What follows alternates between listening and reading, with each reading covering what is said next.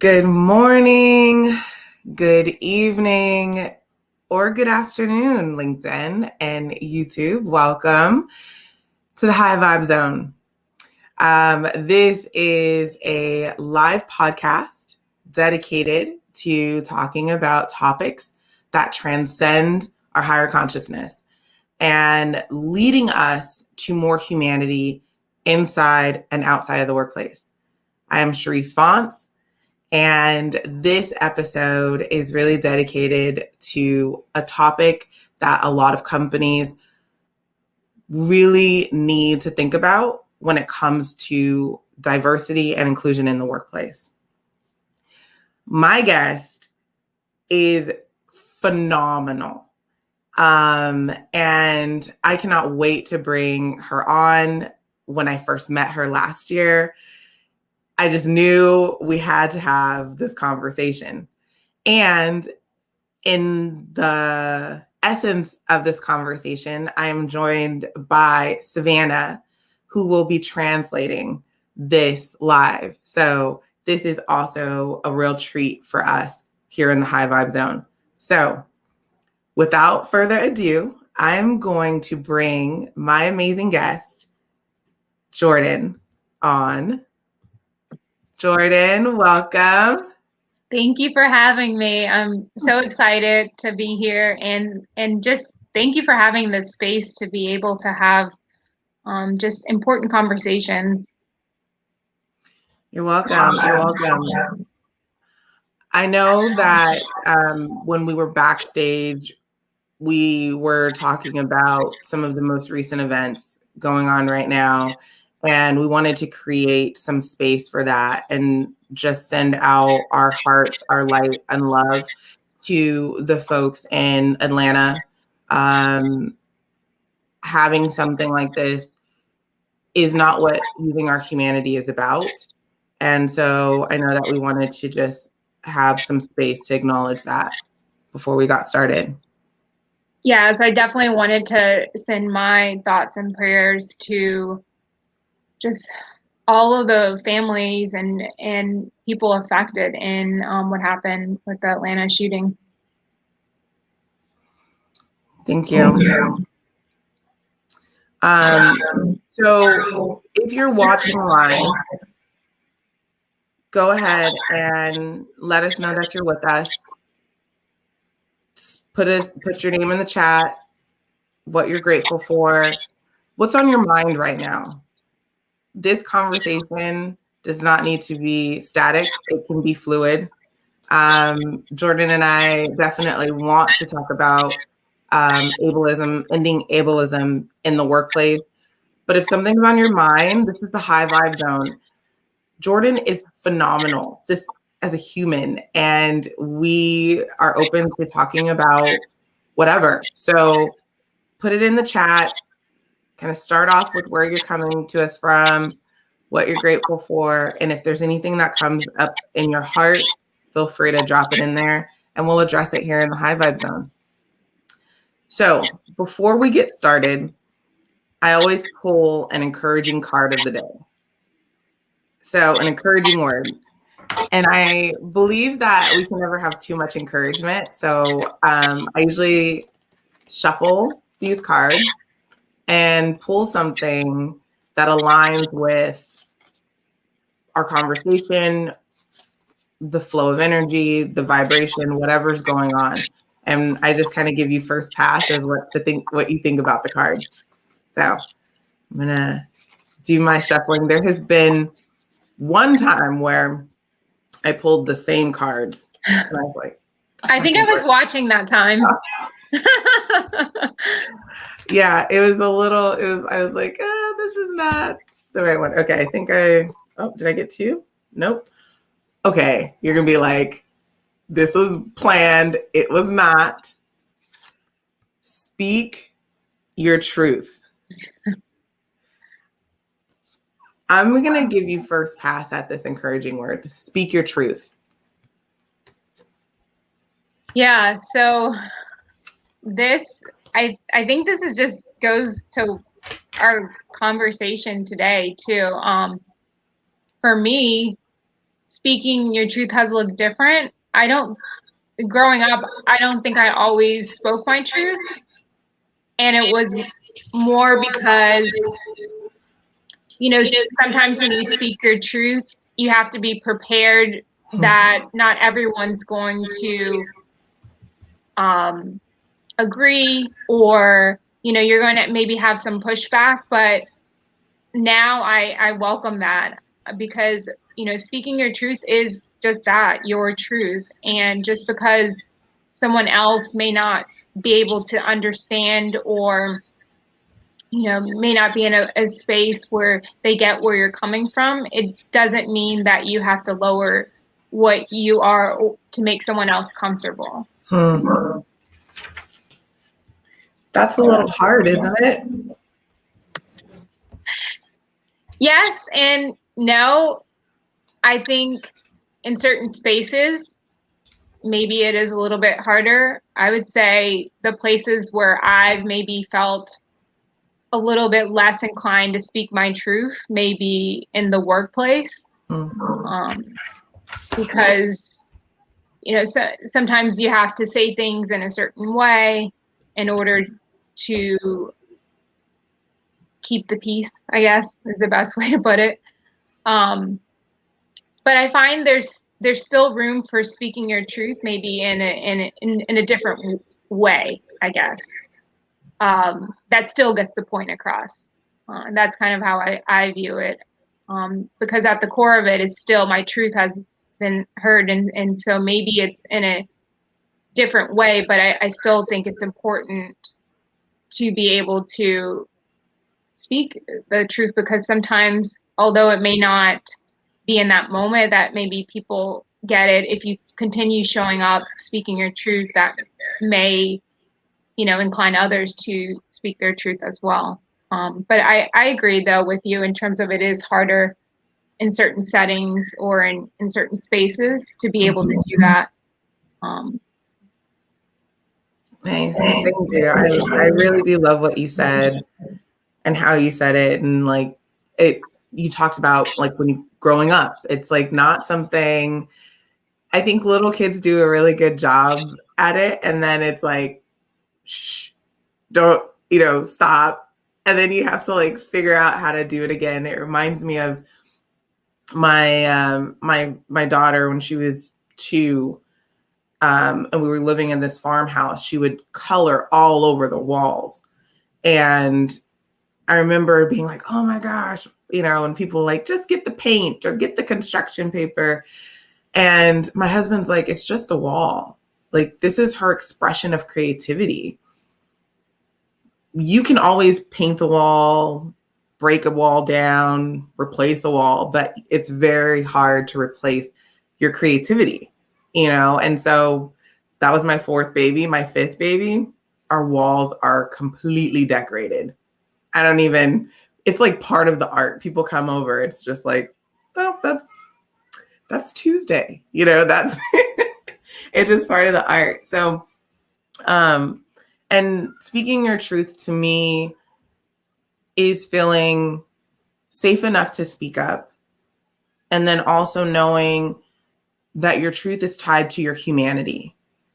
So as long as you're using your humanity as a gauge, not ego, not coming from apathy, your truth is always going to be pure in that way. Because there is this universal language of the world that ties into just the knowingness of what truth is. We knowingly know that love is a really good thing, and so being able to come from that space and speak truth is really awesome. So what a good encouraging word today. And I think when I think about companies that are probably trying to figure out how to speak their truth in the midst of things that are happening, my biggest advice is be human with your words. Come from your heart. Don't worry about the performative or the cosmetic. If you're hurting, say you're hurting. If you're confused, say you're confused. If you don't know, say you don't know.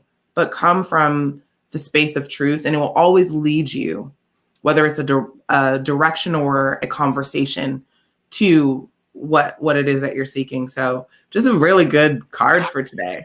Yeah, I love that because it's just, yeah, it's really comes down to the core of a lot of these conversations, I think, around diversity, inclusion, equity, all of these things. I think a lot of that is about allowing spaces to allow someone to speak their truth, be who they are, show up in spaces, and just really be able to speak your truth. Yeah, well, that kind of goes into our conversation today. But before we get into that, I kind of want to introduce you to this audience. Tell us a little bit about you. Like, where did you grow up, and like, what were you like as a child? And does that correlate to where you currently are now and what you're doing? That's a good question. So I grew up in the South. I was born in Atlanta and grew up in North Carolina. And I just remember growing up, and in North Carolina, everyone was really nice, and you talk to people in the grocery store and say, hi, how are you doing? Have conversations. My parents were incredible. I always share the story of how they really taught us just like a builder's mindset is the best way to put it. And how if opportunities aren't there, you always have the capacity to build them. If you want to change something, you always have the capacity to build the change that you want to see happen. So, and I would say I was really creative, and I always thought I would be a teacher growing up. And I always tell everyone I would line up my stuffed animals. They were my students, and I would teach them every day. So yeah, I definitely did grow up in a very loving environment. Our parents always taught us to, my sister and my brother included, taught us to just, dream big. And if something's not there, you have the capacity to build it, or, create whatever it is that you want. So it definitely lended itself to an environment that allowed for creativity to flourish, and for things not to feel so limited in terms of our mindset. I also never really wanted anyone to be left out as a kid. So I feel like I was kind of that kid that would go into rooms, observe, feel out the room. I was probably more of the neutral person in the room a lot of times, and just taking in information and, observing people. And in terms of like present day, how all of those things have tied in, I kind of think there is a lot of overlap in terms of how I grew up and what I was like as a child, and what I'm doing today in terms of inclusion, making sure that no one's left out, creating ways, if people don't know, or I always think there's a solution to everything. We just have to figure out, and starting at the place of where the person is, and then building on that. Because I think sometimes, and that kind of connects back to childhood in terms of just observing and watching people. If you're trying to introduce something that seems so far-fetched to someone, even though to you it's like, oh, anything's impossible. I think it's very challenging sometimes, because not everyone has that mindset necessarily in the beginning. It can sometimes be a little bit more based on, whatever their experiences are, or maybe they're comfortable with wherever they are, which is perfectly fine as well. So I think it definitely starts that connector piece of kind of trying to find that initial connection to be able to allow that person to see, okay, what are the benefits? What are all of these things? And that sometimes doesn't always happen when you're introducing something that is just really not as aligned with where the person is at currently. I love your origin story. And I think that, you're like, I wanted to be a teacher. And in many ways you are. In many ways you are that teacher. It's just no stuffed animals, just humans that you're educating. I think that your experience, and you said something that was very interesting. You're like, I never wanted anyone to feel left out. And I think that is a really big driver for some of the work that you're doing in the inclusion space specifically, and within ableism specifically. Like that one is, I was telling my tribe the other day, focusing on ending the isms is very, very important. And going through some of these isms, ableism is one that carries so much complexity that I just really admire what you do specific. Like when I don't even remember how I found you. It was like a post you made, and I was just like, yes, this human. And when I talked to you, I was like, absolutely. And I love that the right, you have so much compassion to be able to share. These are the right words to use. These are not the right words. I think you had a post on this which was like, these are like ableist words. Like you do not want to use these words. These words enrich ableism. And I feel like it sets a really good platform to introduce other things around the isms that we do see in the workplace. Because like you said, when people don't know, it's hard to really introduce something very new and have them like, oh, great, got it. No, it's not that easy. So where do you start? And I love where you start. Can you talk about what you do specifically?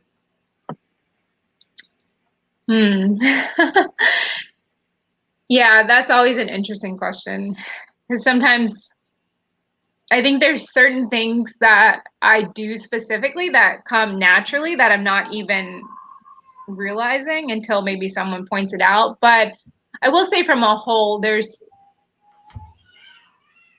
certain things I would say in terms of, I like to look at more things that are actionable. And so just like, with all of the isms and all of those different things, it's also comes down to different people too, like human centered. So how are you interacting with people? I like to build relationships. I think that's really important, even in workspaces or whatever it may be.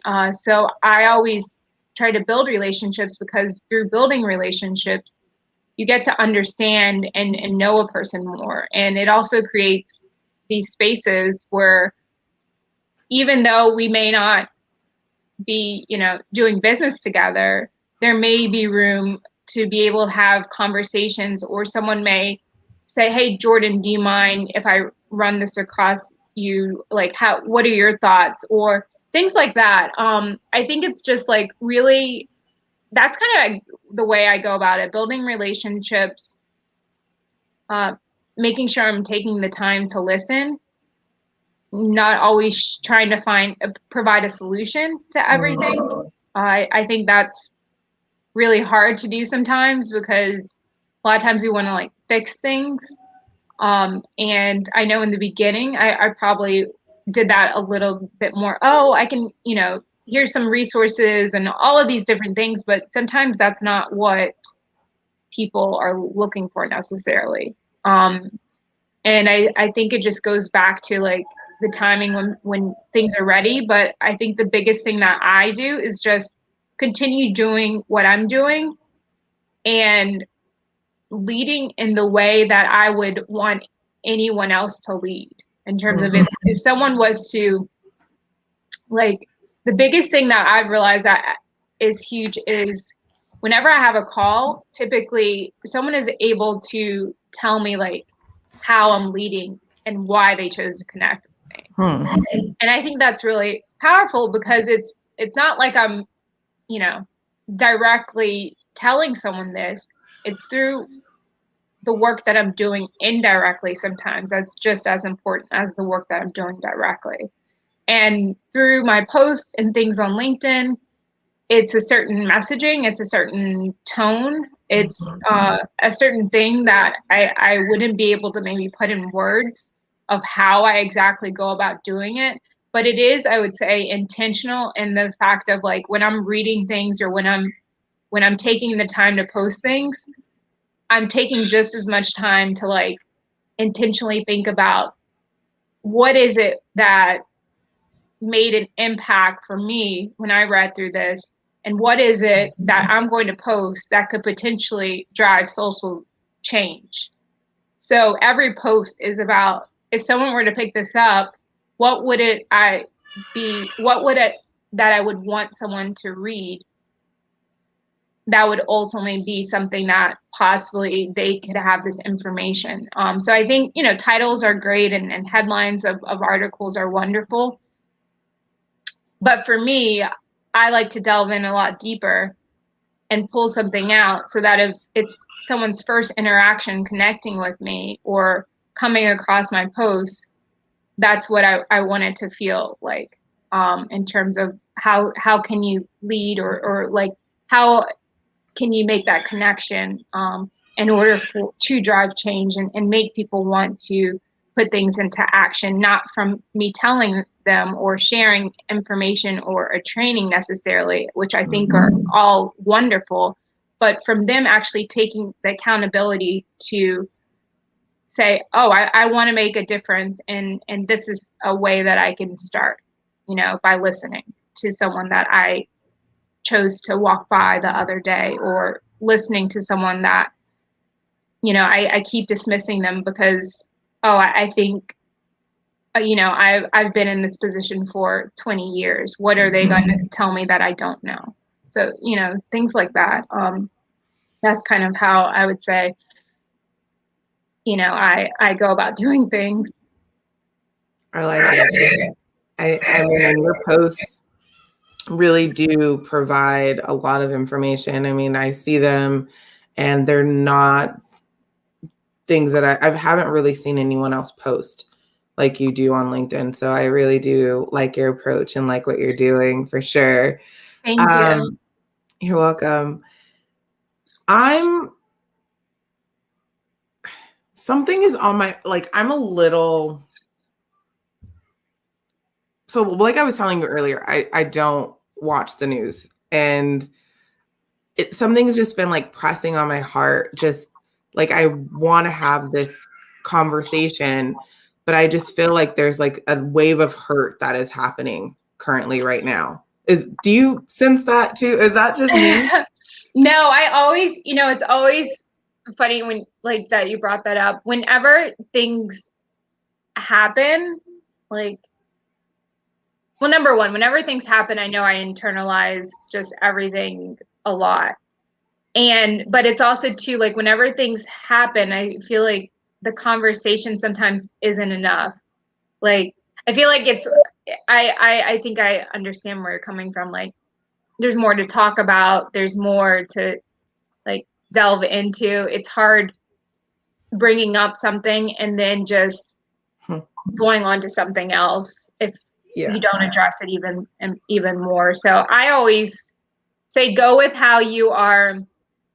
I don't know. I go with, sometimes I'll have like, even for speaking engagements or things, something's weighing on me and I'm like, okay, no, I have to, like, even though I may change the course of action, sometimes it may be room for that. So I say go for it in terms of whatever you're feeling or wanting to share. I do want to acknowledge, Savannah, this is not what we talked about. But like, again, like I said, I don't watch the news. I'm reading headlines, and I just understand like there's just been this wave of hurt that just continues to just like trying to understand these isms and how they are harming us like consistently. And like I said, I don't know all the details of what has just happened in Atlanta, but I know humans were harmed. And I don't,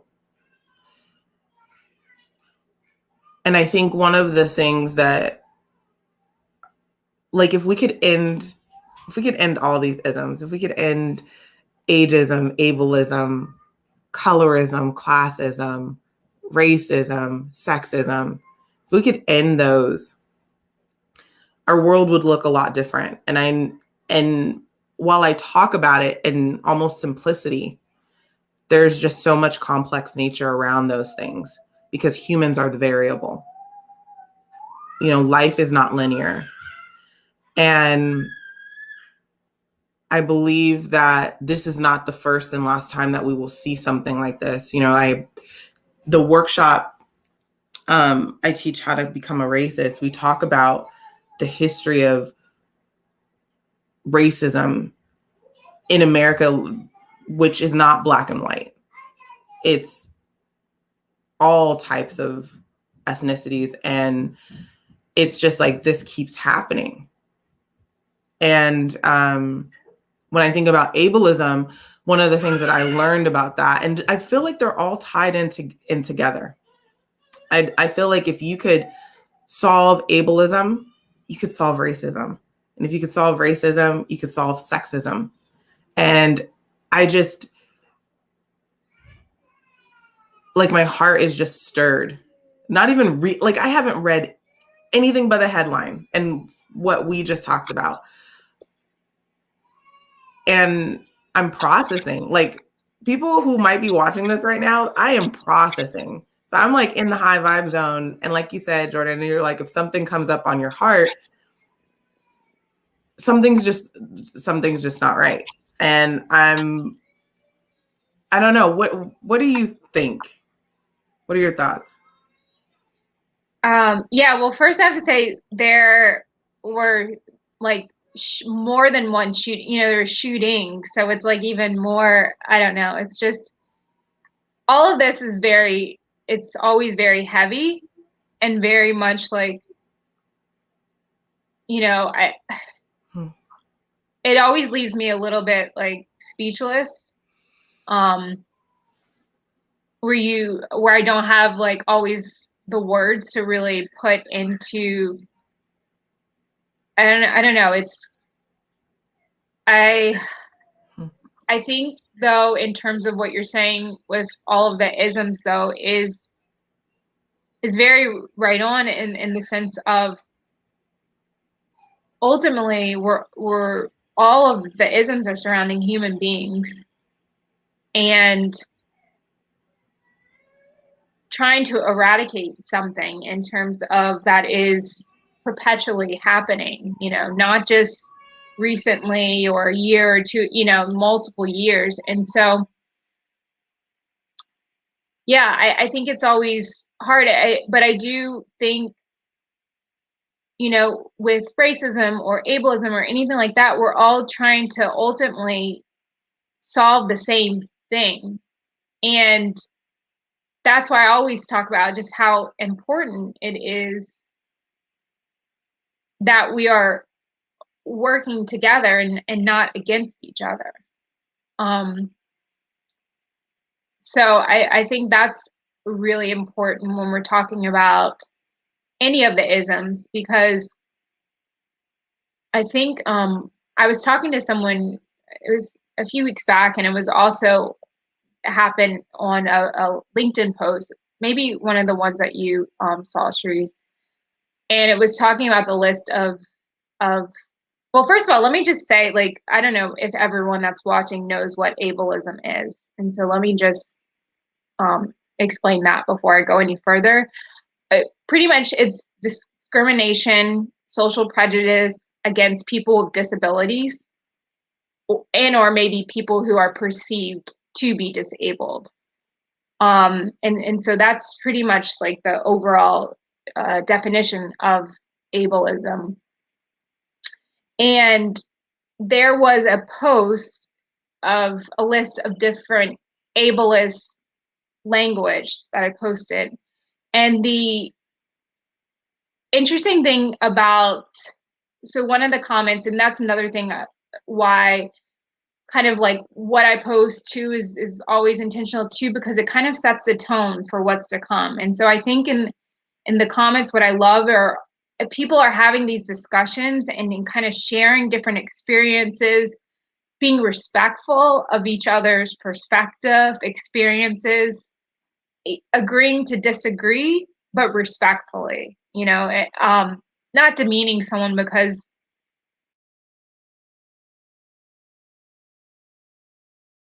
you said this, or I really do enjoy like reading the dialogue and the conversations that people have too within the comments of some of the things I post. So within this one post, in the article, one of the ableist language terms that was posted was blind spot, and how that is ableist language, blind spot. But one of the people's brought to the attention that blind spot is used when we're talking about race. So like people have a blind spot that prevents them from seeing their own racism. So that's why, just one example of why I think it's important to have all of these conversations, because, and why things too, sometimes, a lot of things have context as well. So blind spot could be offensive to one person, and to another person, you're trying to explain why having a blind spot is seeing their own racism. And so I think conversations like what we're having here are important because it lends itself to discussions like that we have to kind of have these conversations, have spaces, but also take the time to delve a little bit more. And I know sometimes it's hard because just time feels so limited sometimes, and you feel like you can't get enough time in the day for all of the things that you have on the list, and all of things related to life. But I think just for me, it's always important to like start the conversation or start somewhere, and you agree to understand that you're not going to maybe always get it right the first go around. I think that's hard a lot of times for me. I know just growing up, I always wanted to get things right on the first time. And I think that's very much of maybe how a lot of people that are watching this, you want to get it right on the first time. Maybe you don't want to offend someone the first time, but there's also things indirectly that happen too sometimes when you're in workspaces or different environments and you're avoiding people because you don't want to have these conversations that are uncomfortable to you. That doesn't help sometimes move things forward. It actually maybe hurts it even more. And so, yeah, I just wanted to bring that up. Those are kind of my thoughts in terms of this, and just why, like you said, it's just important to be working together and really kind of that cross collaboration. Everything that you said, like, amazing. I think the word that comes to my mind is Ubuntu. That word has been used within the South African apartheid. It's been used in a way to unify humanity and call us out as we are all humans. Your humanness means my humanness. And I think it's a beautiful place to go heal. And it's through that healing, the answers will come. Because I don't believe you can, it's like when you have an injury, you need to take time to heal, else you're probably not going to be able to perform in the best way you can. And you could also re-injure until that healing has taken place. And it's sometimes in the downtime of our healing when we receive the most messages that we need. It's like, wait, maybe I want to actually go into physical therapy because of my experience during my healing. And you come out and the world just looks different to you. And something you said about time, if we don't have the time to heal, then we're missing a huge component of why life keeps giving us the lessons we do not learn. And I believe the frequency of all those isms are all the same. And if the frequency is all the same, we just need to be able to understand what the opposite of that frequency is to solve that. And, as I think specifically about today in this moment and other moments that feel the same as today, it's like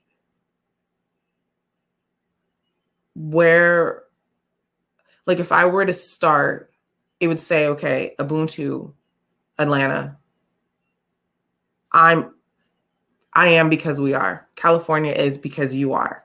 You are hurting, we are hurting. What can we do to show our support? What do we need? What do you need? Where do we go from there? And then we agree that our Ubuntu is where we go to heal collectively. You can't, and I think it's harder to, let's say you have multiple injuries. You're going to want to rest and heal all before you go out again. And I think that the two isms that I know that aren't as fluidly common to most people usually are colorism and ableism. They're not as common.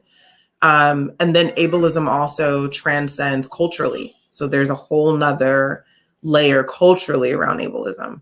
I do recall that, thank you. I do recall that when someone looks different, I believe it's like in the African culture, they consider that like they're cursed or there's something there. And it's like, they're just a different variation of human. Like that's it, So I honor and appreciate the work that you're doing. And I don't know, and I really want people to know you, not only for the ableism advocacy that you're doing, but the way that you just said everything you just said was so spot on, and it transcends. It's not just ableism. Like you are the insights and the heart that you have is valuable in all facets of inclusion. So yeah, I feel like I'm a little all over the place, but it's fine. I always I think I'm sometimes probably all over the place. And I know my conversations are never brief. It always usually takes me probably a good like 10 minutes to get to the point. But but one of the things I did want to highlight on, you mentioned like ableism is one of the isms that gets left out of the equation a lot. And this is my perspective. I connect it though to also that disability gets left out of diversity, inclusion, equity conversations so much too. And so I think that's like super important to highlight on as well in this, because I think it's important that when we're talking about any type of initiative surrounding diversity, inclusion, equity, that we're talking about people with disabilities as well as accessibility. do you think that diversity should be the main focus, or is inclusion kind of the catch-all?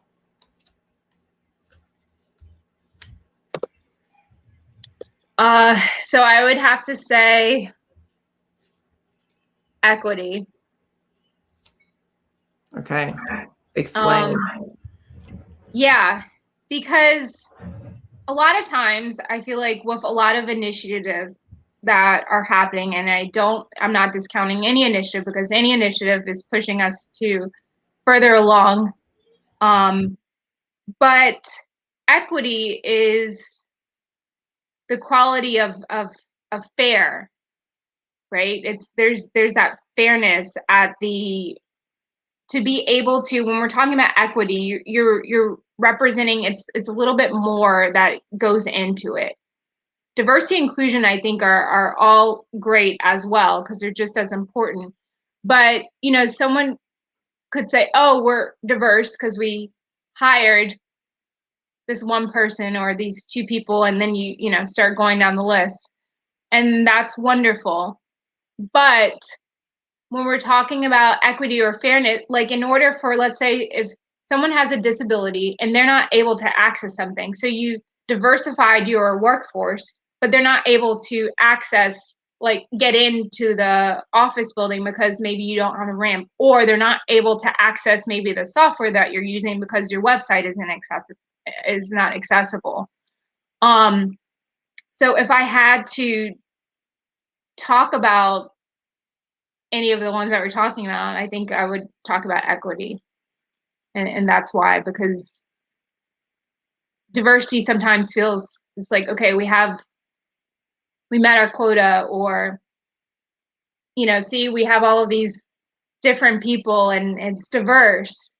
But like, equity, I think, adds that additional layer where you're diving a little deeper to maybe reflect, come back again in a month, look at again, okay, what are we doing to make sure that everyone as a human is having the right to whatever it is that they may need.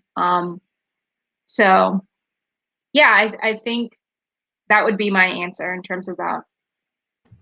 What are your Well, I like your perspective, and I'm learning from you. I would not say diversity, because we're not creating anything new. The diversity is there. It exists. We're not creating humans. I lean towards inclusion. I think equity, the fairness, that component is big. However, I also feel like sometimes with equity, depending on the lens, it's like depending on the lens, but it does make a lot of sense. I love how you said, you can hire all these people, but like thinking about the fairness of access, making sure that is looked at. I feel it does fall in very tight knit with inclusion, but I like what you said, because it's different than what I would say. And that's why I like it, because I think it balances it out. And when you balance out something that's like, we're on the same team, we're for the same thing, but with different perspectives, I love that, because not everyone thinks like me. Not everyone thinks like you. Not everyone's gonna, and so what perspective you brought, I'm grateful for. And I think it's very valuable, because there are many entry points into how we do these things. So, and I like that you said a word that we hadn't talked about. So it was great. It was great. I have nothing but honor for that and agree. And then I would just say my word is inclusion, because I think that when you create that inclusivity for the diverse set of humanity, whatever it and however it looks, it really does create the space for you to branch out into more of an equitable, equality, justice, belonging, all of that starts to, I feel like it's a gumbo. So, but I really like what you said, and I agree. It's different. It's good. It's different than what I would say. It's not different. Yeah, I think that's why I always love having these conversations. Well, especially with you, just because I could probably talk hours with you about I feel like we've had so many different conversations on so many different topics. And, you know, the other thing that I would say is we have to look at when, kind of to your point, and we have to look at like different settings though too, you know, in terms of what does it look like. I don't know, maybe I'll ask you this question. What does it look like from like a whole? All of these things like diversity, inclusion, equity, all of these words that we talk about. Because sometimes, like even with the word accessibility, or when people use different words interchangeably, or access, like I think of access. So right now, access to the computer, you know, if you don't have a computer at home, so now, you know, you don't have access to your education or work or whatever it may be, or access to a meal. So now that is a ripple effect to all of these other pieces. So that's a question that sometimes I go back and forth with in terms of what does all of this look like from a whole? Because sometimes I think sometimes we look at things in isolation, I guess that's the best way to put it, and we're not seeing how all of this is like interconnected from the big picture of like if someone doesn't have access to a meal, or if a child doesn't have access to a meal, they're probably not going to be able to focus for the rest of the day. There's probably going to be a lot of difficulties accessing their education because they're not focusing. There may be going stuff that is more going on, you know, and all of these other layers. And so, yeah, I don't know. It's pretty like, it's probably not going to get answered in this call, but that's a question that always keeps me up at night. It's a good question. I would say that where my brain went is tribal anthropology, island analogy of thinking about, you have this island, and how do you make sure everyone has what they need on this island? Everyone is taken care of. They have purpose. They're doing different things. Nobody goes without. I've seen documentaries on places that have communities that really take care of each other. We've lost a lot of that here. I remember, growing up, it was, completely different. When I talked to my mom, it was everyone in the neighborhood kind of knew. In fact, here's a small example. I've always seen on TV, like neighbors, like, oh, do you have a cup of sugar? Or like things like that.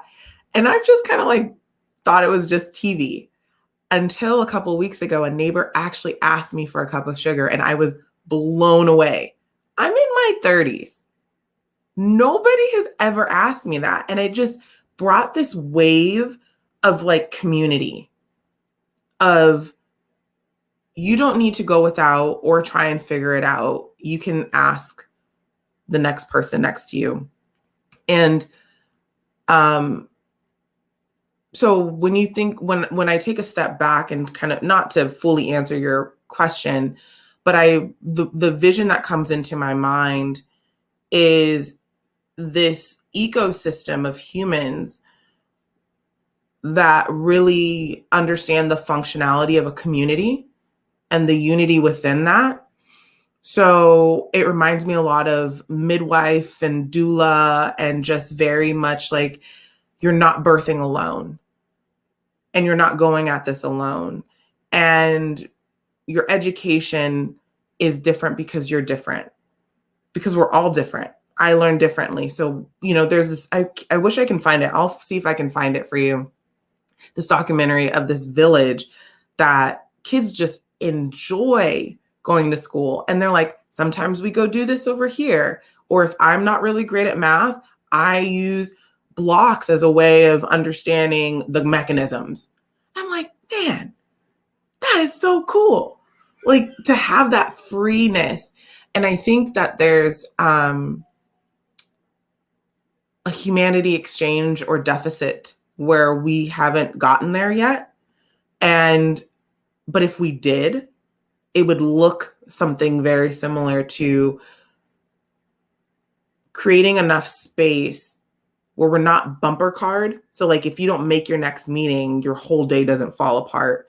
Or if you happen to be a few days late on a bill, like you're not going to get things, it's just, there's I don't think we've adapted or evolved to the nature of humanity as well as we think we have. And that's where we're starting to see where these things in the world of diversity, equity, inclusion haven't fully come together, because I think our axis is off just a bit. Wow. Yeah, those are great points. Those are really great points. Yeah. Well, I think with that, I want to give you an opportunity to share some final bits and share how people can get in touch with you. Because you're like I said, I really do enjoy our conversation. This is kind of how our conversations go. Like, this is really great. And I just love talking to you. First, how can people get in touch with you? And secondly, what final words would you like to leave us with in the High Vibe Zone? Yeah, so to get in touch with me, you can follow me on LinkedIn, Jordan Saunders. Oh, wow, that's I got distracted. Wow, that's great. Okay, so look, there's all of the information at the bottom. Am I just seeing this, or is it showing up too on? Everyone sees it. Okay. So Jordan Saunders, all of the information is below. LinkedIn, you can find me, Jordan Saunders. The resource key, you can find me at www.theresourcekey.com or Google. So that's how you can find me. And I would say just how important, just kind of going off of what we've been talking about, building community, it's just really important. It sounds like that is going to be really important to driving any type of change, because it's pretty much the foundation, community, I think. And I think that will drive some of the changes that we would like to see. Nice. So I think that deems us for another LinkedIn Live to dive in a little bit deeper. And I really appreciate you holding the space for us to kind of flow with everything. I'm not a static person, so. I'm not either. Anyone who knows me is I go with the vibe or the flow, whatever, it's pulling me towards. I know that doesn't lend itself to structured settings sometimes. So I really enjoyed this because we went with the flow. Yes. And so thank you so much. I'm going to close us out here in the High Vibe Zone. You have been watching Jordan Saunders talking about ableism in the workplace and a lot of other topics. Thank you all for joining us. If you're catching this recording, let us know what your favorite bits are. Please reach out to Jordan. She is amazing. I want to thank Savannah for being here and being our interpreter today as the discussion shifted a little bit, but it was still very well. It was a great delivery. Again, so sending out light, love, and gratitude to everyone watching.